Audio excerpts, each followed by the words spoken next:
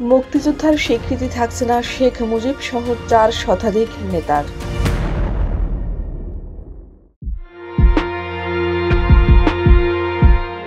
মুক্তিযুদ্ধে নেতৃত্ব দানকারী বঙ্গবন্ধু শেখ মুজিবুর রহমান, সৈয়দ নজরুল ইসলাম, তাজউদ্দিন আহমদ সহ 70-এর নির্বাচনে বিজয়ী 4 শতাধিকের রাজনীতিবিদের বীর মুক্তিযোদ্ধার স্বীকৃতি থাকছে না। তাদের পরিচয় হতে যাচ্ছে মুক্তিযুদ্ধের সহযোগী।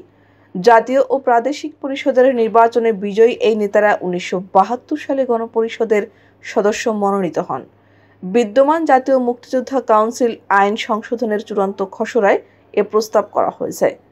জামুকার 94তম সভার সিদ্ধান্ত অনুযায়ী গত 10 মার্চ এ সংক্রান্ত কার্যপত্রে স্বাক্ষর করেন মুক্তিযুদ্ধ বিষয়ক উপদেষ্টা ফারুক-ই আজম।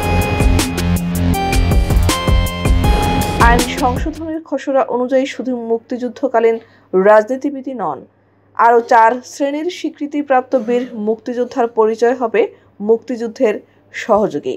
এই 4 শ্রেণীর মুক্তিযোদ্ধারা হলেন: প্রথমত, যেসব বাংলাদেশি পেশাজীবী বিদেশে মুক্তিযুদ্ধের পক্ষে বিশেষ অবদান রেখেছেন এবং বিশ্ব জনমত গঠনে সক্রিয় ভূমিকা পালন করেছেন। দ্বিতীয়, যারা মুক্তিযুদ্ধকালীন গঠিত বাংলাদেশ সরকারের অধীন কর্মকর্তা বা কর্মচারী বা দূত সহ অন্যান্য সহকারী হিসেবে দায়িত্ব পালন করেছেন। তৃতীয়ত, স্বাধীন বাংলা বেতার কেন্দ্রের সব শিল্পী ও কলাকুশলী এবং দেশ ও দেশের বাইরে মুক্তিযুদ্ধের সপক্ষে দায়িত্ব পালনকারী সব বাংলাদেশি সাংবাদিক। এবং চতুর্থত, স্বাধীন বাংলা ফুটবল দল। মন্ত্রণালয় সংশ্লিষ্টরা বলছেন, এই খসড়া কার্যকর হলে বিদ্যমান মুক্তিযোদ্ধার চূড়ান্ত তালিকার অন্তত 10,000 বীর মুক্তিযোদ্ধার পরিচয় বদলে যাবে। তাদের পরিচয় হবে মুক্তিযুদ্ধের সহযোগী।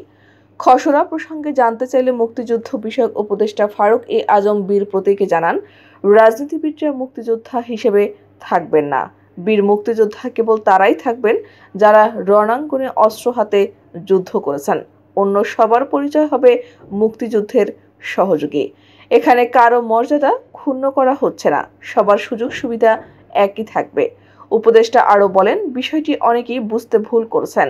মুক্তিযুদ্ধে যিনি যেভাবে দায়িত্ব পালন করেছেন তিনি সেভাবেই স্বীকৃতি পাবেন।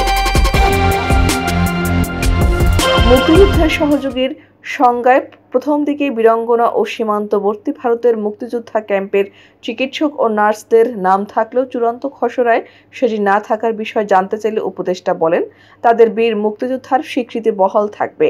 উপদেষ্টা জানান, খসড়াটি চূড়ান্ত করে আইন মন্ত্রণালয়ে ভেটিংয়ের জন্য পাঠানো হয়েছে। শিগগিরই উপদেষ্টা পরিষদের সভায় অধ্যাদেশটি অনুমোদনের জন্য উপস্থাপন করা হবে। প্রসঙ্গত, 1972 সালের 11 জানুয়ারি গণপ্রজাতন্ত্রী বাংলাদেশের রাষ্ট্রপ্রধান শেখ মুজিবুর রহমান বাংলাদেশের অস্থায়ী সংবিধান আদেশ 1972 জারি করেন। ওই বছরের 23 মার্চ গণপরিষদ আদেশ জারি করা হয়। এই আদেশে বলে 1970 সালের 7 ও 17 ডিসেম্বর অনুষ্ঠিত নির্বাচনের জাতীয় ও প্রাদেশিক পরিষদের নির্বাচিত 469-এর মধ্যে 403 জন সদস্য নিয়ে গঠিত হয় গণপরিষদ। 403 জনের মধ্যে 400 সদস্য ছিলেন আওয়ামী লীগের, 1 জন ছিলেন ন্যাপের আর 2 জন নির্দলীয়। স্বাধীনতার পর প্রণীত বীর মুক্তিযোদ্ধার তালিকায় তাদের মধ্যে 1361 জনকে লাল মুক্তিবার্তা স্মরণীয় যারা বরণীয় যারা শ্রেণীতে স্বীকৃতি দেওয়া হয়। এর মধ্যে বঙ্গবন্ধু জাতীয় 4 নেতা সহ গণপরিষদের সদস্য আছেন।